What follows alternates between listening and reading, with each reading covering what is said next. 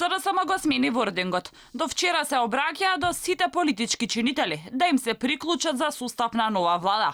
Денеска пак подецидни бараат пратениците од идниот состав да бидат дел од како што велат прогресивните сили. Сите пратеници во наредниот парламентарен состав ќе имаат можност да се приклучат на прогресивните сили предводени од СДСМ, кои обезбедуваат успех, напредок и развој, поддржани од мнозинството граѓани и меѓународната заедница.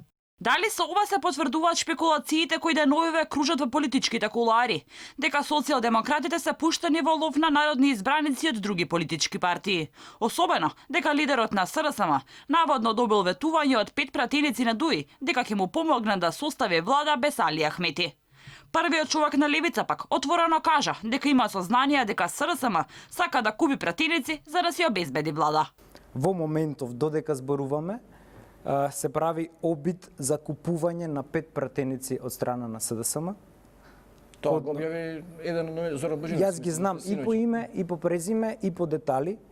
Значи се уценувани, тоа се подмитувани со станови во Скопје. Сумата се движи од 100.000 до 500.000 евра за да преминат во таборот. И се тоа е недозволиво. Е недозволиво во еден систем кој претендира да биде европски.